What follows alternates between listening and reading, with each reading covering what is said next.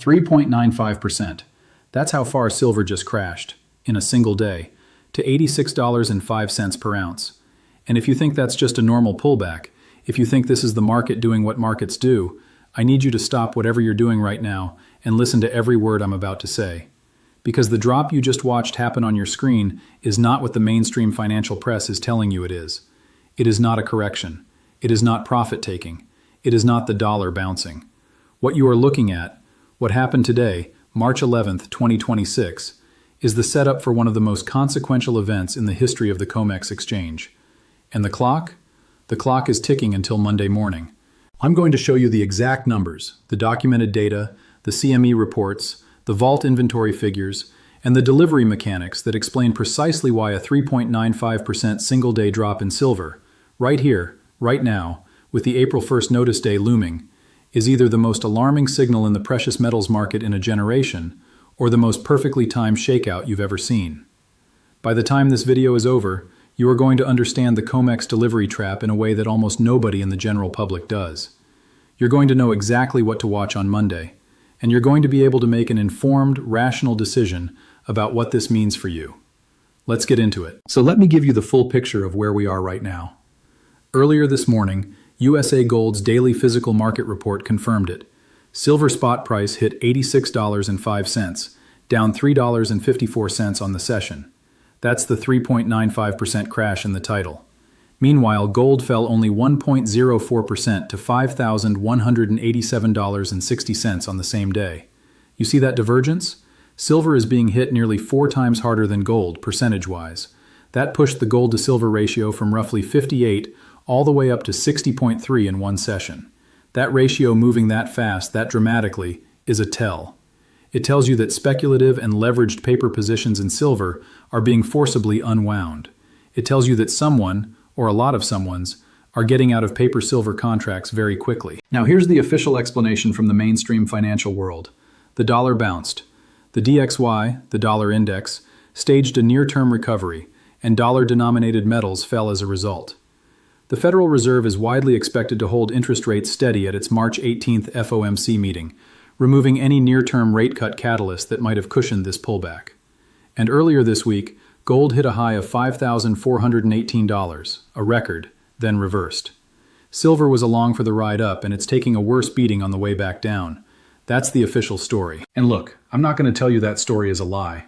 The dollar bounce is real. The Fed calendar is real. The technical overbought condition, Standard Chartered Suki Cooper literally called it aggressively overbought territory before the February 2026 sell-off that took silver down 31% in a single session from its all-time highs. All of that is real and documented. But here's what the mainstream story leaves out completely, and this is where it gets interesting. Before I go further, quick message for those who aren't subscribed yet. My analytics show roughly 3 out of 4 people watching are not subscribed. If this kind of data-driven analysis is cutting through the noise for you, hit subscribe. That's how I know who the committed community is. It helps me, and it helps the algorithm show this to more people who genuinely need to see it. Now back to what's being left out of the mainstream narrative. And this is the part that should make every serious silver investor lean forward in their chair. Right now, as of the most recent CME data, as of March 10th, 2026, the COMEX silver delivery coverage ratio stands at 13.6%. 13.6%. The gold-silver inventory tracking site goldsilver.ai, which pulls directly from CME warehouse reports, flagged this explicitly. Below 15% is considered stress territory, historically rare, associated with delivery squeezes, and we are sitting right in the middle of it. Let me break down exactly what that means because this is critical to understand. The COMEX operates with 2 types of silver inventory. There is registered silver, metal that is immediately deliverable against futures contracts, where a warehouse receipt or warrant exists, and the metal can be physically handed over to someone who demands delivery. And then there is eligible silver, metal that meets exchange standards, sits in a COMEX-approved warehouse, but is privately owned and not currently designated for delivery. The owner hasn't authorized it for the system. You can't touch it without their permission. Right now, according to data current as of March 10th, total outstanding paper silver claims on the COMEX, open interest multiplied by 5,000 ounces per contract, equals 578 million ounces. That is the paper side of the ledger. On the physical side, the registered silver, the stuff that can actually be delivered, sits at approximately 78.5 million ounces.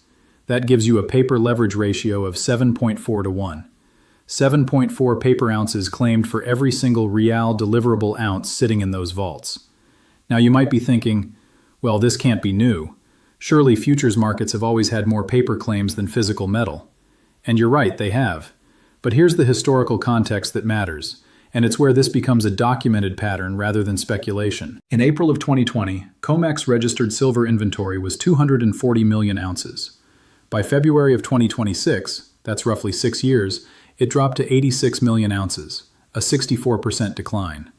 That's from official CME warehouse reports, cross-referenced in a detailed Substack analysis by a researcher at jinlo.substack.com, who pulled every daily CME delivery report. At the same time, over in Shanghai, the Shanghai Gold Exchange silver inventory went from 559 metric tons in November 2025 down to 318.5 metric tons by February 2026, a 43% drop in just 3 months. COMEX and Shanghai are the two biggest exchange-registered silver stockpiles in the world, both draining simultaneously. That's not coincidence. That is structural demand pulling metal out of the system faster than it can be replaced. And here's where we need to talk about 2025, because what happened last year is the smoking gun that sets up everything happening right now. According to documented COMEX delivery data, total silver deliveries in 2025 hit 474.4 million ounces. The year before, 2024, it was 202.7 million ounces. That's not a modest uptick. That is deliveries more than doubling in a single year.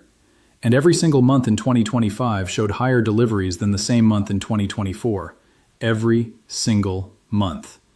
What does that mean in plain English? It means that participants who used to roll their contracts forward, who used to take their futures position, let it expire and open a new one in the next delivery month, stopped doing that. Instead, they started demanding real metal, physical silver, not a paper contract. They stood for delivery. That trend didn't just continue into 2026, it accelerated with shocking intensity. In January 2026, a month that is historically quiet, a so-called minor delivery month, COMEX processed 49.4 million ounces in silver deliveries. For reference, January 2024 was a fraction of that. We're talking about a 7 to 10 times increase in a single January. That's not a trend, that's a structural break. Then, February 2026 happened. February is also a minor delivery month, normally much smaller than March or December. But in just the first few days of February 2026, nearly 19 million ounces were called for delivery. For context, that almost matched the entire previous February total in just the opening days. By the time February closed out, the total stood at 5,036 contracts, 25.18 million ounces, the highest February delivery volume in the modern history of COMEX silver markets. That comes straight from the CME's own daily delivery reports. And here's the number that should have set off alarm bells across the financial media, but somehow didn't get much mainstream coverage. On first notice day for the March 2026 contract, that was February 27, 2026, 10,526 contracts stood for delivery. 10,526. Each one of those represents 5,000 ounces of silver. Do the math. That's 52.63 million ounces of silver that market participants said, on day one, we want the real metal. Not a cash settlement, not a rollover, actual silver. That 52.63 million ounces was standing for delivery against registered inventory of 86.13 million ounces. Not comfortable, not luxurious. And keep in mind that inventory had already been falling at approximately 785,000 ounces per day prior to first notice day. In that environment, every single day matters. Now here's where it gets worse, and I mean genuinely, documentably worse. Over the 30 days leading up to March 10th, registered silver inventory declined by 24.1 million ounces, a 23.5% drop in just 1 month. At the current withdrawal pace, GoldSilver.ai's inventory tracker estimates registered silver would be exhausted in approximately 62 trading days. That's roughly 3 calendar months from where we sit right now. Stick with me because this next part is critical. The April 2026 silver futures contract is the next major delivery cycle. First notice day for April is coming up. Right now, the April open interest is building. And here's the trap. The March delivery process is ongoing, still draining metal from the registered pool. Then April's delivery pressure begins before March fully winds down. It's like trying to fill a bathtub with a garden hose while someone installed a pump that drains it 3 times faster than the faucet fills. The math doesn't work unless something changes. Either a massive influx of eligible silver gets converted to registered, positions get cash settled, or the price moves high enough that eligible silver owners decide it's worth authorizing their metal for delivery. And here is the specific detail that ties directly back to today's crash. When registered inventory is this low, when delivery pressure is this elevated, and when first notice day is approaching for the next major contract, what do large short sellers on COMEX do? They push the price down, hard. Because every dollar that silver falls, more leveraged long positions blow up. More margin calls go out. More people are forced to liquidate their paper contracts before first notice day, rather than stand for delivery. It is, effectively, a pressure valve mechanism. Force the weak hands out so the strong hands can take delivery at a lower price, or eliminate the delivery demand entirely by making long holders give up. I'm not calling this a conspiracy. I'm calling it rational market behavior by well-capitalized players operating within a documented structural imbalance. And the data is right there in the CME's own reports. Now let me show you the other side of this equation, the one that makes today's price drop look completely disconnected from physical reality. China's National Bureau of Statistics released February inflation data on March 9, 2026, and buried inside that report was a number that got almost no coverage in Western financial media. China's factory gate refining cost for silver surged 16.9% year-over-year in February. 16.9%. This isn't the silver spot price. This is the cost to physically process and refine raw silver inside China's industrial supply chain. China is the world's largest silver processing nation. When refining costs spike 17%, it means the physical bottleneck is real. It's industrial, and it's happening right now, independent of what the COMEX paper price is doing at any given moment. Think about that for a second. The screen says $86.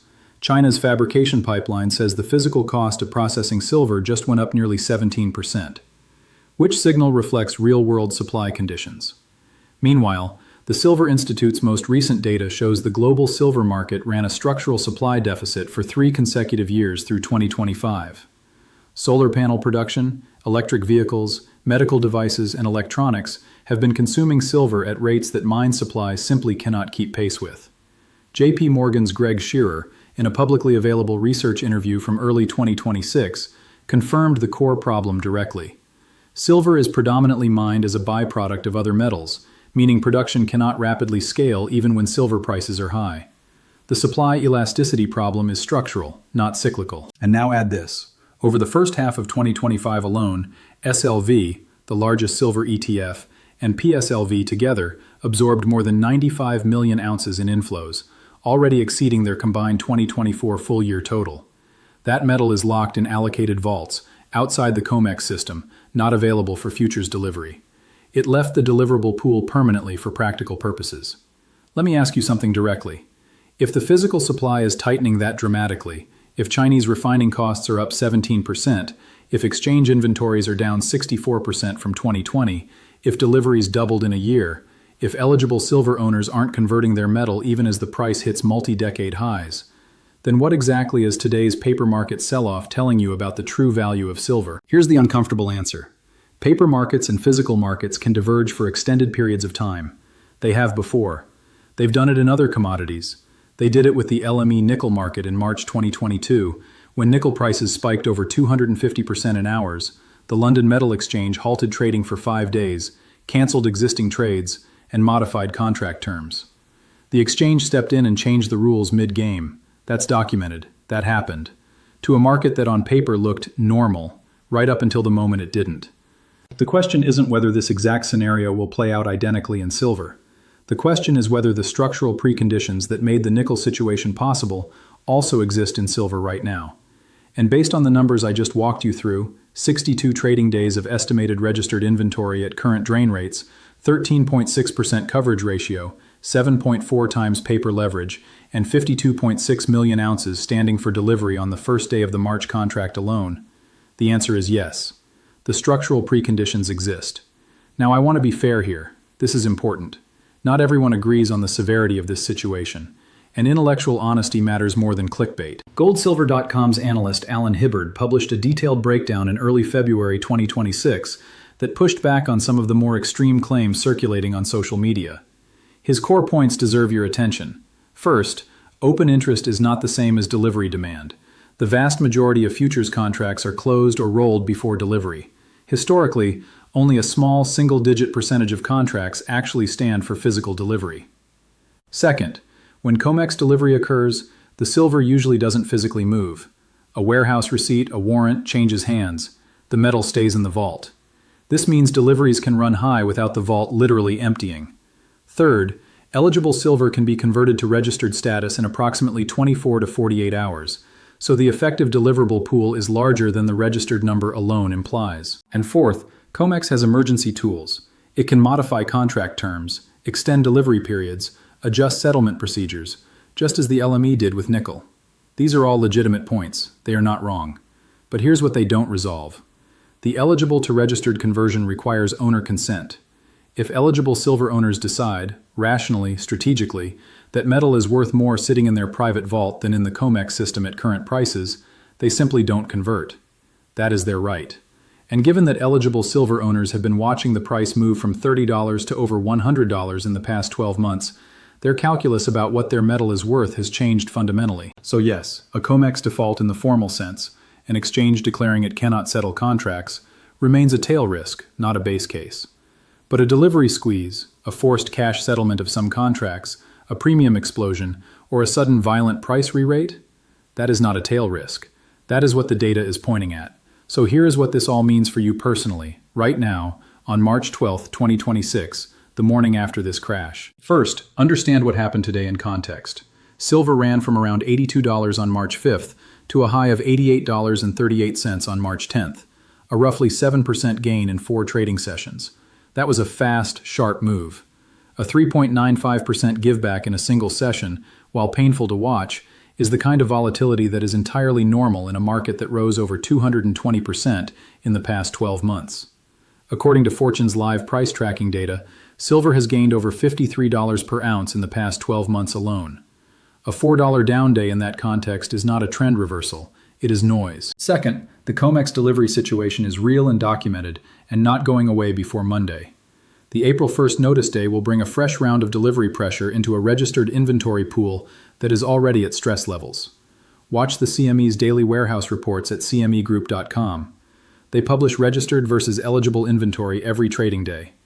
If registered inventory continues declining sharply into and through the April delivery cycle, that is a meaningful escalation of the supply squeeze.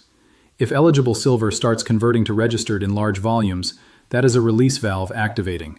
It means eligible holders are willing to supply the market at current prices. Third, the gold-silver ratio at 60.3 is historically instructive. The long-term average ratio is approximately 60 to 80, depending on the time period you reference. Prior to the 2025 bull run, it was trading north of 100. The fact that silver gained ground on gold so dramatically, silver rose roughly 220% last year, while gold rose around 96%, suggests silver was catching up structurally. Ratio compression back toward 40 or 50 would imply meaningfully higher silver prices relative to gold.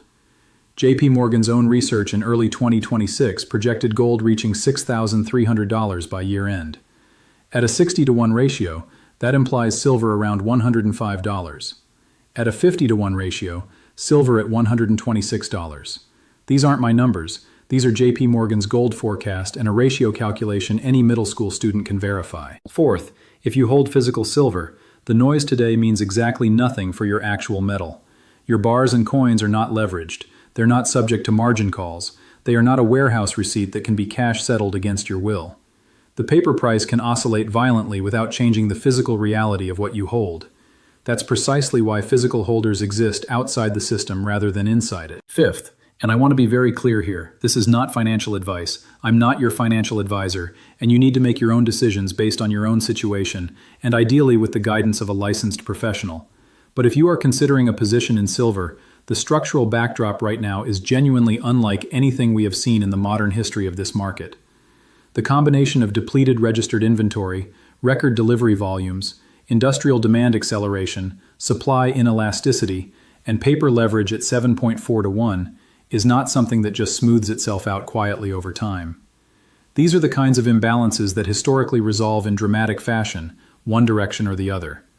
Let me bring this full circle because I want you to remember exactly where we started. 3.95%, $86.05. Today's crash in silver. We started there, and I told you it wasn't what it appeared to be. Now you understand the context. You know that 52.63 million ounces of silver stood for delivery on the very first day of the March 2026 contract. You know that registered COMEX inventory is at 13.6% coverage, stress territory. You know that total silver deliveries doubled in 2025, and that January 2026 alone saw 7 to 10 times the historical average. You know that Chinese refining costs are up 16.9% year over year.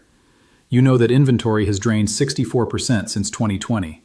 And you know that the paper side of the market is carrying 7.4 paper claims for every deliverable ounce. The people who got crushed in previous commodity delivery squeezes, the nickel holders in London in 2022, the traders caught in the Hunt Brothers silver corner in 1980, they weren't uninformed people. They were smart, experienced, credentialed market participants who simply did not believe the structural imbalance would resolve the way it did. They thought the system would absorb it. It didn't. I'm not predicting a COMEX default.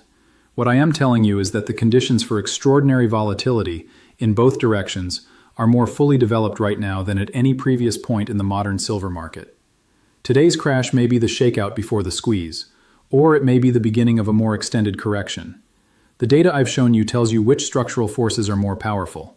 How they play out and on what timeline is something nobody can tell you with certainty. What I can tell you is this. The people who understand this story, the delivery mechanics, the inventory numbers, the refining cost data, the paper leverage ratio, are positioned to make clear-eyed decisions. The people who just see a headline saying silver dropped 4% and tune out are flying blind, and we've seen how that ends. Drop a comment below and tell me this. Have you taken physical delivery on a futures contract before, or are you strictly a physical buyer outside the system? I want to understand how this community actually holds its silver. I read every comment. Your experiences directly shape what I cover next, and this community has consistently brought perspectives that made the research sharper. If you haven't subscribed yet, now is the time. This channel is building a community of people who want to understand the mechanics behind the headlines, the vault numbers, the delivery reports, the ratio data, not just the price ticker. If that's you, hit subscribe. The next video is going to go deep on the April delivery cycle and whether the eligible to registered conversion rate over the next 3 weeks signals relief or acceleration of the squeeze. That video drops before first notice day, and if you're not subscribed, you'll miss it. The alarm isn't the price dropping. The alarm is what the price is dropping in front of. Watch the vaults, watch the delivery notices, watch the coverage ratio.